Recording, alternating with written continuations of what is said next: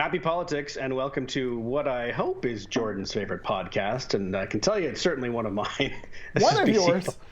That was just for you. This is BC Poly Hot Stove.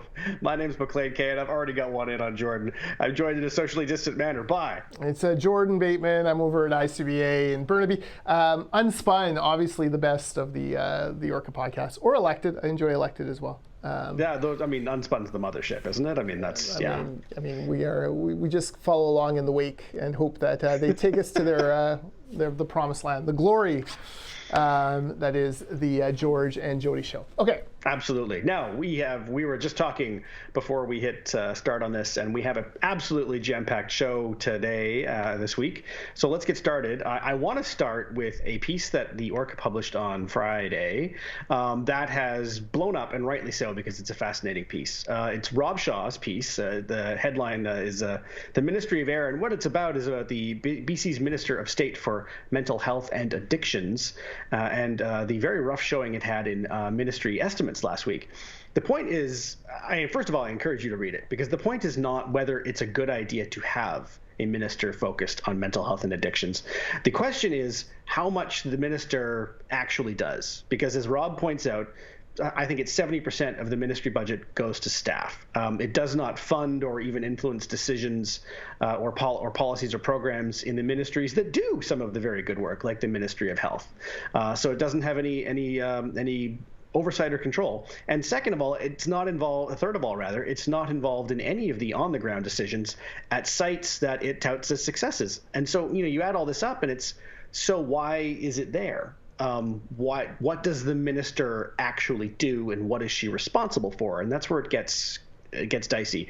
And this story, because this has been out there for a little while in terms of people starting to put all these pieces together, this story blew up because it does ask a very good question. It's not whether it's a good idea to have someone doing this, it's just a question of whether she actually is doing it. Yeah, no, you're exactly right. So mental health, mental wellness and addiction obviously was a big issue under the Christy Clark government. That's when the opioid crisis kind of blew out of control. It gets lumped in a little bit with homelessness. It gets lumped in with opioids. It's more than that, but it is that as well. It's a complex file. There's no doubt about it. If you recall, in Katie Merrifield, from another one of my favorite podcasts, capitaldirect.ca, Katie Merrifield will tell you she remembers working on this file in Premier Clark's office and having to listen to the sanctimonious, arrogant attacks of the NDP opposition, who claim that the reason why all these people were dying of overdoses was simply because Christy Clark could not give a damn about them. If they just had a premier who cared, everything would be better. And that's not hyperbole. That was the criticism over and over again from the NDP. John Horgan ran on saying, I will have a minister of mental health and addiction, someone who goes to bed every night thinking about this and wakes up every morning thinking about this, and that is their job. Fast forward now 4 years. Opioids, overdoses, higher than ever. And the weak defense from the minister is, well, in 2019 they sort of went down. Not good enough. Higher than ever in 2021, higher than ever in 2020. The trend is in the wrong direction. Mental wellness, certainly frayed, COVID and otherwise, across the board. This has not worked. And it comes down to resources. Look, we talk about those issues that overlap mental health. They involve the minister responsible for housing, who I guess is that EB right now? I believe it is. It is. It obviously involves healthcare. That's Adrian Dix. It obviously encompasses a little bit of children and families, that ministry. So it'd be one thing if the minister of mental health was sort of like in all those meetings and trying to kind of stitch together, and obviously the premier, the most important ministry of all. It'd be one thing if they were trying to stitch together a plan, but instead it seems like they don't really do much. 80% of their funding goes to staffing, not on the ground help, but comms and minister staff. Their funding is still, their ministry budget is still less than the premier's office gets. It hasn't done anything. It has certainly not accomplished anything. And, it's given John Horgan political cover. I cared enough to appoint a minister, but it's not working. So why are we clinging to this? No, and I mean, there's a reason this issue flared up in what we call ministerial estimates, which is basically at this point of the session after the budget, each ministry has to defend its budget, its allocated budget, line by line with the opposition, and that is exactly why this issue came up now, because it's not necessarily that the programs aren't happening yet. I mean, yes, overdose deaths have increased, and so the bottom line performance is a negative one, because every month is a new record. But the problem is in ministerial estimates, when you're defending your budget line by line, this particular ministry, none of the programs are in that ministry. And so the answer is, if you read the estimates, it is a kind of a fascinating and sometimes grim read. It's like, well, this is happening, but it's happening under the Minister of Health. And so well, why are you here? What's the Ministry of Mental Health and Addictions? I mean, this is a bit of a esoteric inside baseball point to make, but it's best understood as a Ministry of State within the Ministry of Health. But I mean, they didn't want to do that when it was first announced, because there's no great pomp and circumstance about a Minister of State who gets up every day and thinks about nothing but mental health. And so they're in a bit of a pickle. Yeah, you're exactly right. First of all, we should commend Trevor Halford, the BC Liberal critic on this file. I think he has been one of the top 2 or 3 critics of this session. That's fair. When people out there say, well, what are the BC Liberals doing? I never hear from them. Well, you're not listening. Trevor Halford has led this file and led it admirably and exposed, I thought, the minister and the lack of programs in the ministry very effectively. Not that she helped her case much, but very effectively within estimates. So, this is an issue now that has, because of COVID, it's been subservient to COVID as far as media attention and public attention, and rightfully so. Mental wellness, though, is an issue that now it's going to transcend COVID here very soon. Yeah. Very shortly, because there are going to be huge ramifications from these 16 months we've had to flatten the curve. Like, there have been relationships have been lost, jobs have been lost, a lot of emotion, a lot of anxiety. We did a poll. I've seen some polling, and essentially wellness, mental health. You ask people about their own mental health, they, something like 30% say it's worse than it was pre-COVID, but you ask about their coworkers' mental health, and they say, well, 65% of their mental health is worse. And you go, okay, the truth is in the middle then. Like, there are things that people are willing to admit, and then there are things that people are willing to kind of transpose on other people. It's not good. I mean, it needs to be the number one priority coming out of this. Rebuilding the economy, mental health, like, these go hand in hand. We have got to get this back in place, and I don't have a lot of confidence in this ministry to do that. Well, the point is they can't. There's nothing they can do. It's not these questions are best directed at the Minister of Health, which is again, the Rob's point was not whether this is a good idea, but why does this ministry exist? And I think that is an open question going forward. And those resources, small as they are, could potentially be better allocated elsewhere. 70% are staff, and we're talking political staff. We're not talking, addiction specialists on the ground. Yeah. The other issue that came up today in question period, and I'm only moving along because, again, we have so much this show. There's an announcement happening right now, literally right now. We're taping at 11:46 a.m. on Thursday the 8th, and right now, the BC government is announcing a new plan for childcare spaces. There are details, but I don't know them because they're happening as we speak. So there could be something substantial in there. I don't know. But this issue came up again today, not to talk about ministerial estimates yet again, but the NDP promised however many thousand childcare spaces in a certain number of time, and when pressed last week, the Ministry of State for Childcare, Katrina Chen, said, well, it's actually 6,000. It have been created and are open right now. That is, short of what has been promised. And again, the issue here is it is a complicated system of counting, what has been promised, what is being funded, what is being planned, and, $10 a day childcare spaces that parents are using right now today. And those 4 or 5 categories are all very different, and it becomes confusing. Yeah, the crazy thing about this file is entire generations of kids who thought parents who thought they were going to be eligible for this daycare program, the kids get older, go to kindergarten, and it's over, right? Like they've missed entire generations of these kids now. Look, childcare is expensive. This is why in 2013, the famous Clark comeback election, Adrian Dix said no to a $10 a day daycare plan because he knew it would be $1.5 billion back then. And the BC government just didn't have that kind of money. It's expensive, it's unwieldy, you don't have enough early childhood educators, you don't have enough of the infrastructure. The NDP desperately don't want to fund private in-home care because they lose control and there's no unions involved. It's a whole mess. Kudos again to the BC Liberals and BC Greens for ferreting out finally that only 6,000 spaces have been created out of the tens of thousands that were promised. That's no small feat to actually get the NDP to admit it. But more broadly, this is another example of a growing narrative about the NDP government, which is this. They said one thing in opposition or even in their campaign documents, and they've completely failed or done the opposite when in power. They said that they were going to expand childcare by X spaces. They have failed when they're in power. They said they would protect old growth logs, stop old growth logging and stop log exports. Both of those continue on today. They said that they would fix FOI and ferret out the secrets of government and share them with the people who own them. They actually have made it worse. These things over housing. How many units of housing did they promised? I think it was 22,000 or something over a period of time. They've delivered just a fraction of that, and most of it has been, or not most of it. Some of it's been against the will of the local councils who actually oversee the areas, i.e., Penticton.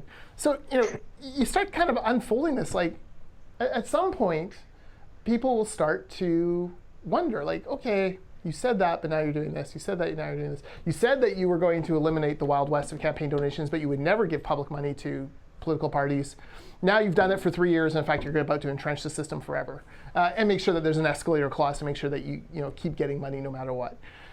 These kind of disconnects from what you say, that quickly begins to mount, and individually, all these little issues may not be the most important thing to a particular voter, but it starts to lay over top over and over again, kind of reminding you, John Horgan can't really be trusted.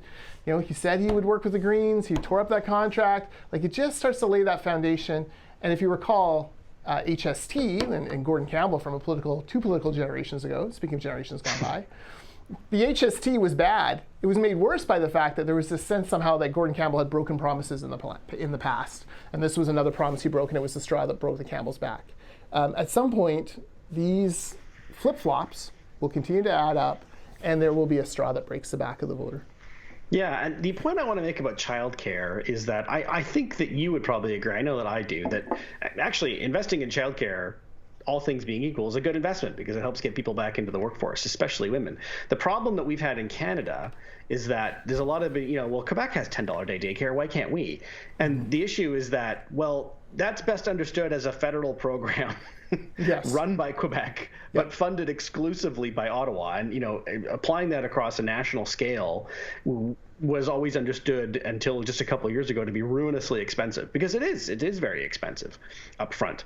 Now, again, another story that Rob Shaw wrote for the Orca a month or so ago is that, the federal government's kind of signaling that, maybe they will be willing to fund a national child care program, which will, the way Rob put it, is that might end up rescuing the NDP from themselves on this file. But that was a possibility that just didn't exist before. Those promises were made before they could count on federal funding. Pandemic has changed everything.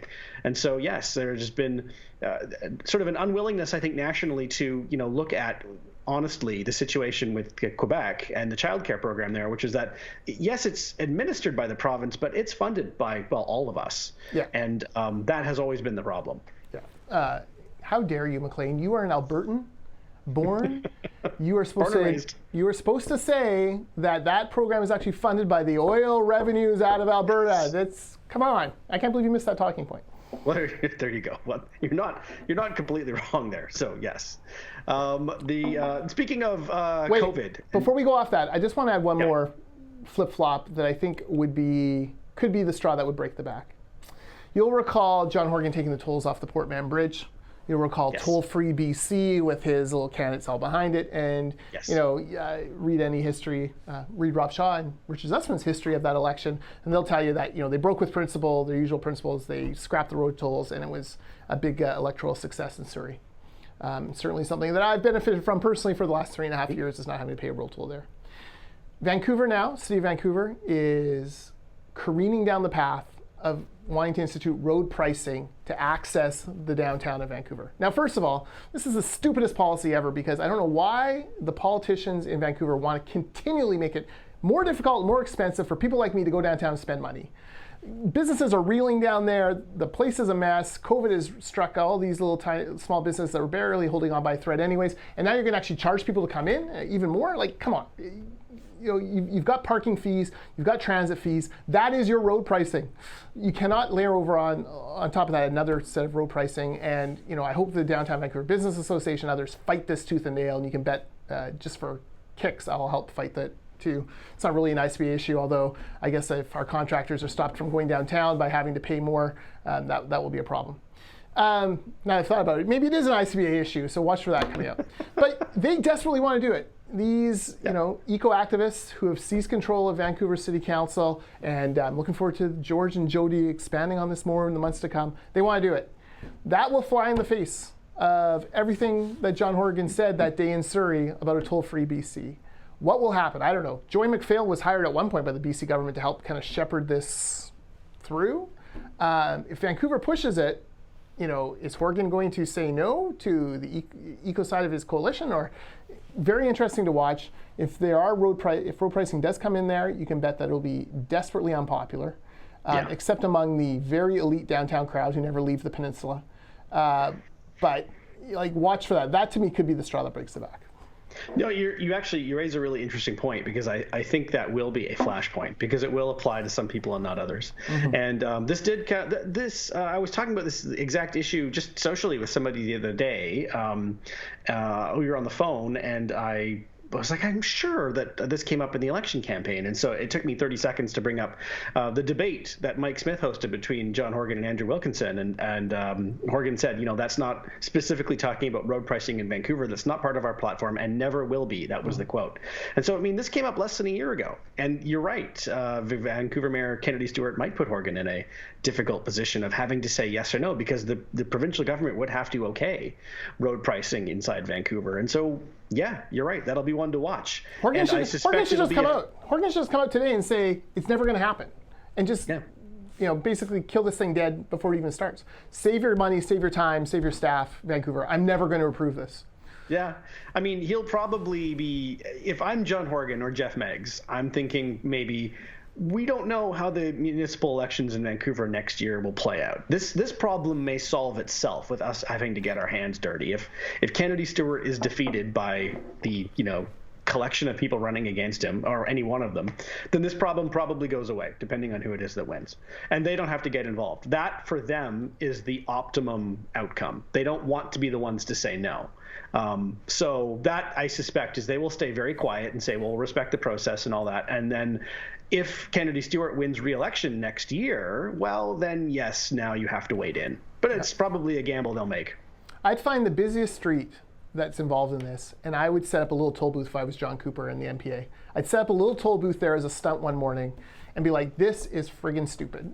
Look at the thousands of people pouring into our city to work and to, no one can, the people who work downtown generally aren't always able to afford to work downtown, especially in the service industries. And we're going to put more costs. We're going to make it even more difficult to find employees. We're going to make it even less attractive to invest in Vancouver.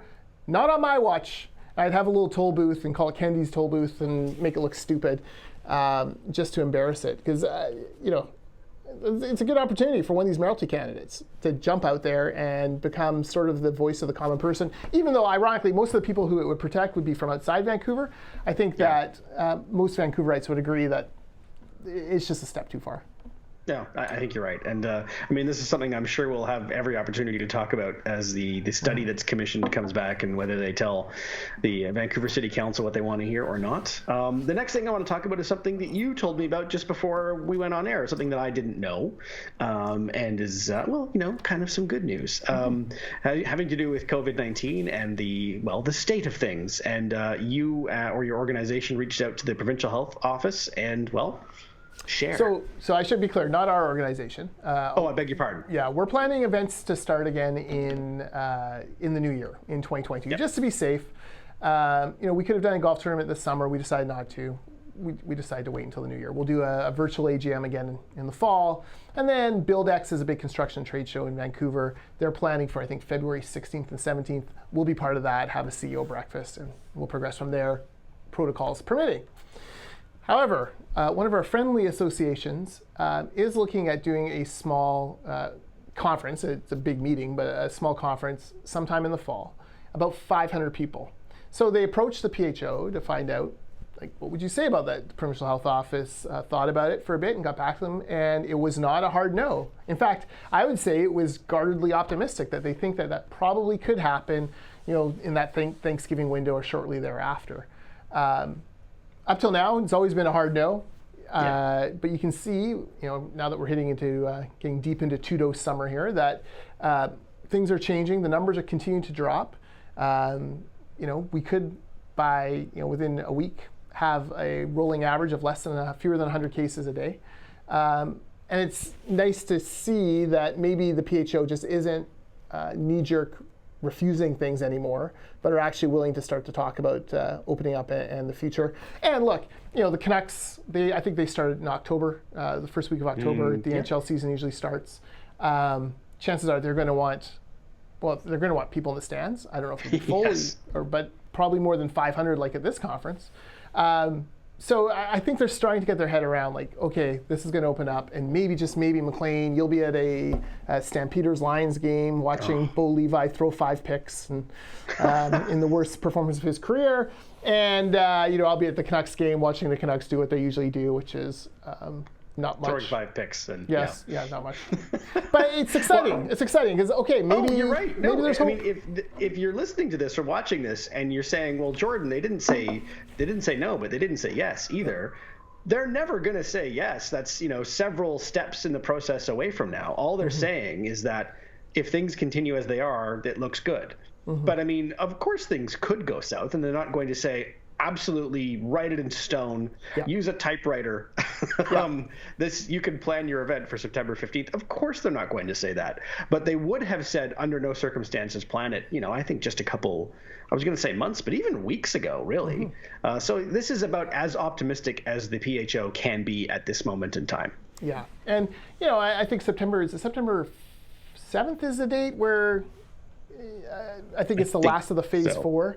But phase 4 is not normal life. Still, there's still some restrictions. Yeah. But it does beg the question, right? Okay, so phase 4 comes along. Is phase 5, which would be complete reopening and life is normal, is that Thanksgiving-ish? Is it Remembrance Day-ish? Certainly, it's got to be before Christmas.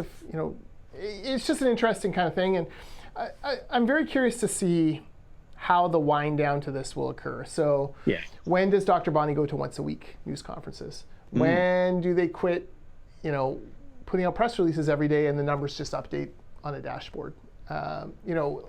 Eventually this is going to start to really trail off. When do reporters actually get reassigned to do other things? When isn't Keith Baldry on, waxing poetic about it for 3 minutes every night in the news hour? It'll be interesting to see that kind of ramp down. When does Adrian Dix take a vacation? All those questions will be very, very interesting to see. It's hopeful. I'm hopeful. Yeah. It'll be an interesting balance for them to strike, because they don't want to put Dr. Henry or anyone else in the position of, kind of like the last Apollo moon missions, where eventually people just stopped watching, which is incomprehensible to us now, but that's the truth. They stopped watching it on TV. They don't want to put, Dr. Henry in the position of doing, her daily briefing and there are no questions because nobody's watching. Yeah. But they also don't want to start, if they went to weekly now, people would say, whoa, it's too early. And think they'd be right. Yeah. So you're right. It'll be a very interesting sort of delicate balance they'll have to strike going forward. Yeah. Something to watch. When do they dismantle the field hospital in the basement of the convention center? When do they dismantle the vaccination clinic at Kwantlen Polytechnic in Langley? I suspect that'll be in the summertime because, school start. My kid's going to SFU this fall, her first year. They've been told to be on campus. People are making plans to move in. Not my daughter, because we love her too much. We want to keep her at home with us. She's my baby. But this is happening. So my sense is if the Canucks reopen that first week of October, my bet is we're as long as the numbers continue to recede, we're back to like quote unquote normal life. I mean, for God's sake, I think step 3 has casinos reopening in a limited degree, which Dr. Bonnie, I think, just on principle, would prefer to keep closed forever. I just don't think she likes casinos, judging by the way she kind of wrinkled her nose and talked down about them at different times during this. But we're clearly heading out of this mess, and I for one cannot be happier. Let me say, and you know me, I'm not optimistic in any way. I'll never be mistaken for an optimist, but on this, I am feeling bright and sunshiny today. So don't ruin it for me this afternoon, anyone. Give me one day. I just want one day of optimism. One day of sunshine. Why not? Now, the last couple shows, we have not done what had become our weekly segment of updates on the BC Liberal leadership race. And then, things started to pick up, and they are picking up. Much has happened in the last, I'm trying to remember the last time we did this. It might be 2 weeks. It might even be 3. We have a new official. I mean, we talked at length about Kevin Falcon entering the race. There's going to be, we'll talk about all these in turn. There's another official launch tomorrow in Michael Lee. He's announced this.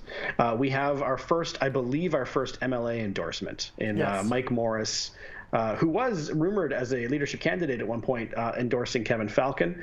And there's another widely touted entrant who kind of like a few months ago when we were talking about people like Kevin Falcon saying everyone knows this person is entering and it's happening, it's just not official yet. And we can just go ahead and say we're talking about Val Litwin. He's putting his team together, and I don't know if and when there's going to be an announcement, but it seems increasingly like that's absolutely going to happen. And there are others along that process as well.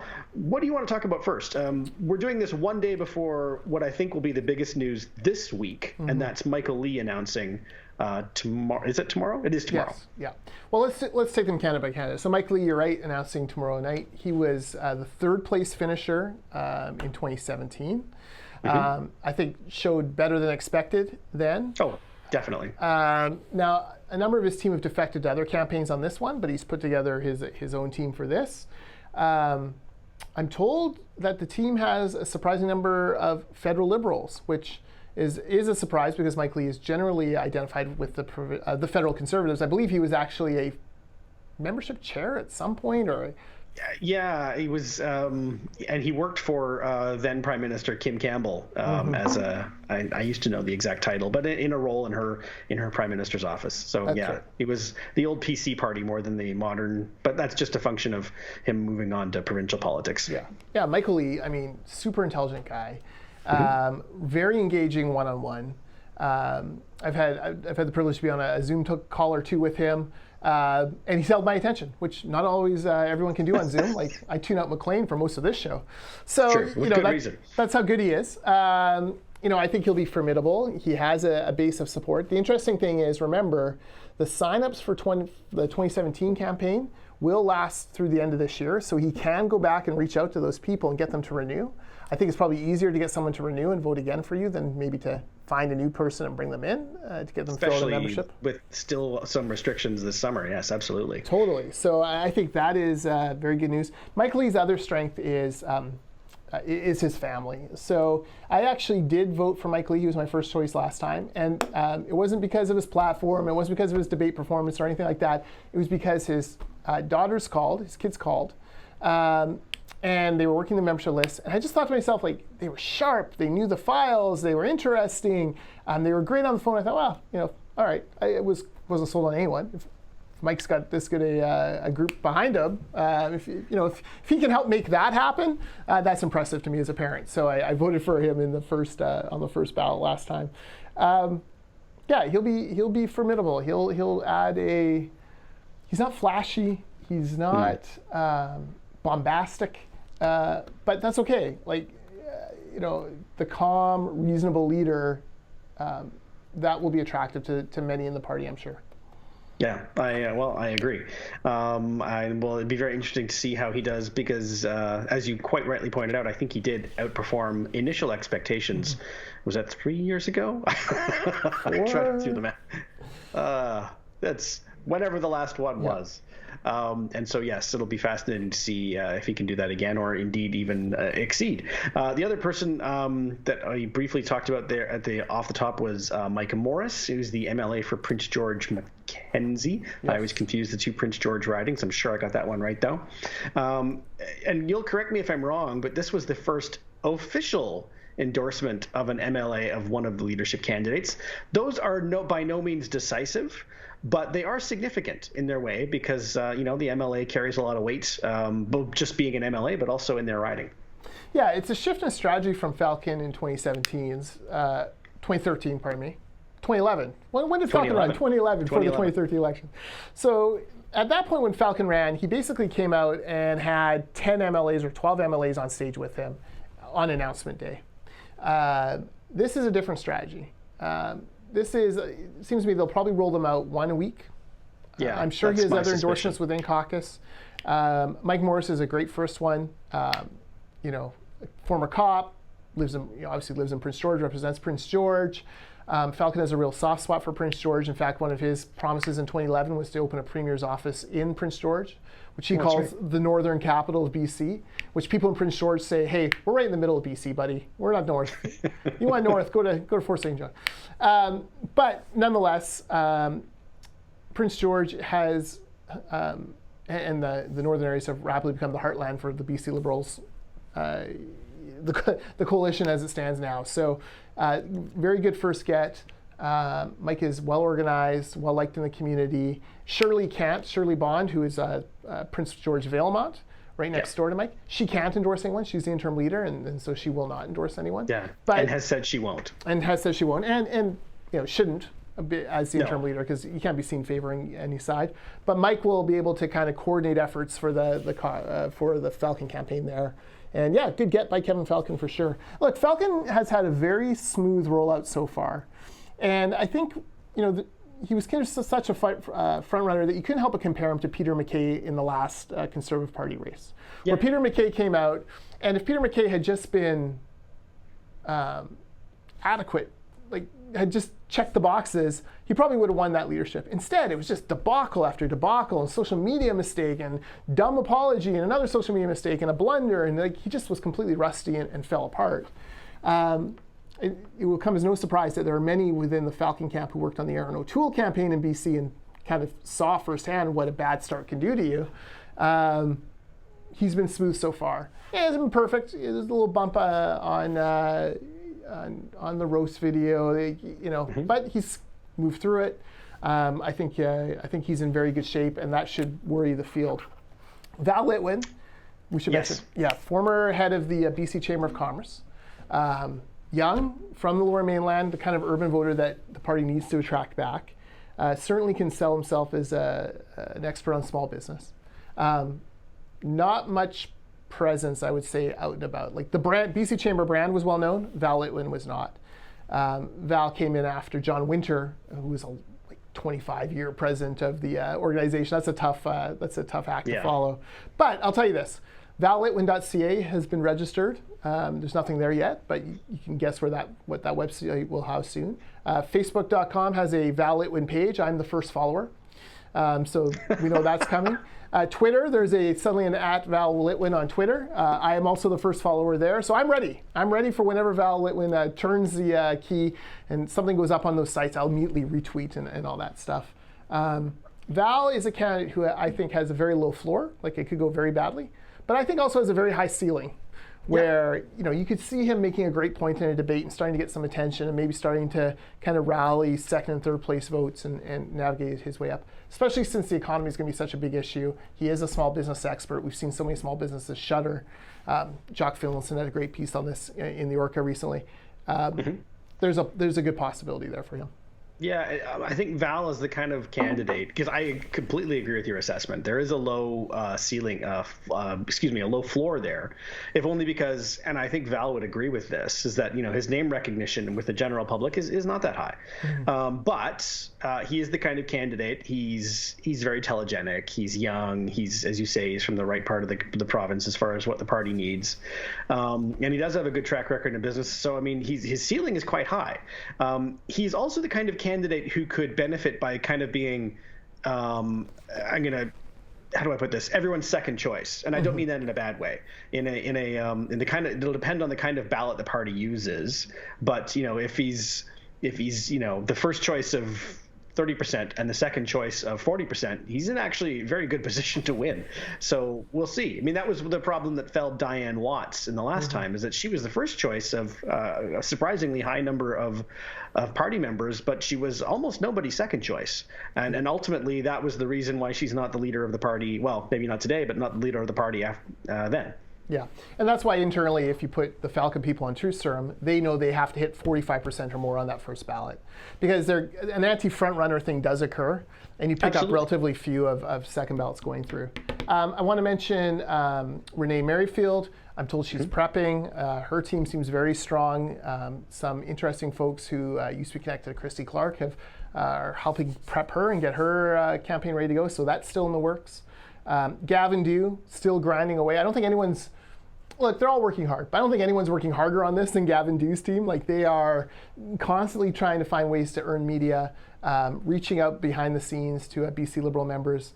They're doing a very good job. My understanding, there's 2 candidates who have been approved by the party now. I'm not certain who those 2 are. I think one is probably Michael Lee. He seems like the type who would wait until he's officially approved before he would announce. But that's my understanding is 2 have been officially approved. And then the person who, Ellis Ross. We haven't seen a lot from Ellis. Ellis has spoke very eloquently in the House after the very disturbing findings at the Kamloops Residential School last week. Ellis is a maverick, straight talk express. That's the Ellis Ross brand. But haven't seen a lot of the traditional trappings of a leadership campaign yet around Ellis. So that concerns me just a little bit for him, because I think he's an important voice to have in this debate, and I certainly want to hear from him about where he sees the party going in the future. So I'm hoping that the team around him is paddling furiously under the water, and I'm just not seeing it. Yeah, I mean, earlier when we were doing these segments on the show, we would point to the May long weekend as kind of be like, after that, you'll see a lot of activity. I'm now starting to think a lot of the stuff that we haven't seen yet will be after next week, because that is the last week of legislative session. And so if you're Ellis Ross, if you're Renee Merrifield, if you're Michael Lee, that attention that you have been devoting to, being the critic on this and that file, you're still the critic, but you don't have to prepare every day for question period and things like that. And that swallows an enormous amount of time. And you're free to be at home. So I think that we'll see a lot more after next week, if I have that right in the calendar. Yeah, well, I'm going to disagree slightly.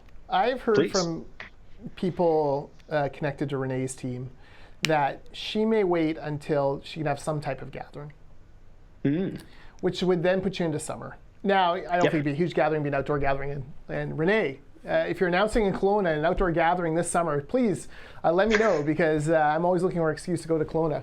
I'll charge it to Maclean and the Orca. It'll be great. He can pay my mileage. I'll go report live.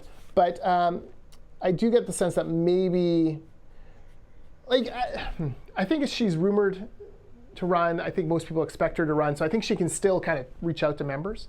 The question I have is a mechanics one. I don't think you get a membership list until you're actually approved by the party.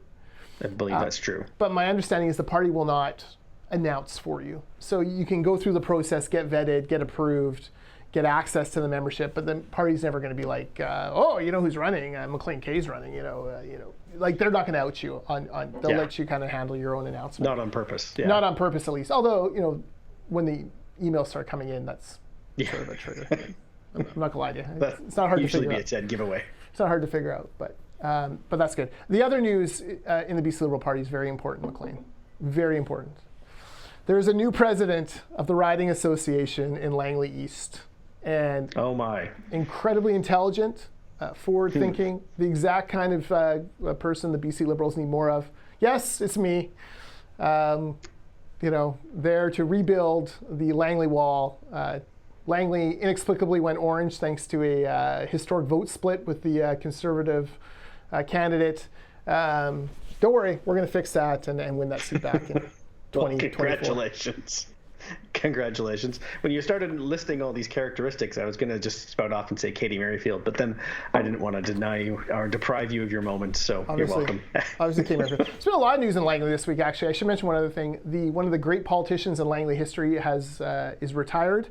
That's my daughter, Indy. Her final meeting as student council president wrapped up after 5 years on student council at Walnut Grove Secondary. She has finished up her tour of duty. I have high hopes that someday she might come back into politics, but she certainly would never listen to me about it. So, teenage daughters, man, they you just cross your fingers and hope that they kind of do what you want, but they don't. Could we be more like dads on the show? I mean, you've got your student council dad mug. I've got my Dinosaur Provincial Park mug, which is a direct tribute to my paleontologist wife, who is amazing and obviously the star of the family. So yes, we are a parody and a stereotype, Jordan. Podcaster dads talking about Premier Dad and other dad-like things. That's all I have for this week, unless there's anything else you wanted to add. It's going to be hard to top your daughter's resignation as the longest reigning president in her school's history. And she would tell you, by the way, she'd be the first to tell you, she ran 6 elections. She was also on grad council. She won all 6. And she would be the first to tell you that I did lose 1/3 of the races I ever ran in for council. because I lost my first one before I won 2. So I feel like I can put that out there on her behalf. But no, she's a great kid, amazing person, like real leader in her community. Has won 6 scholarships, totaling more than $30,000, going to SFU this fall, and super excited for her. And yeah, a little dad brag there to close the show. Dad brags are always permitted on this show. I will, as long as I'm running things, dad brags will always be allowed. Dad brags and mom brags. So yes, Jody, this definitely counts for you as well. Awesome. All right. Until next week, he's Jordan Bateman. I'm Maclean K. Happy politics.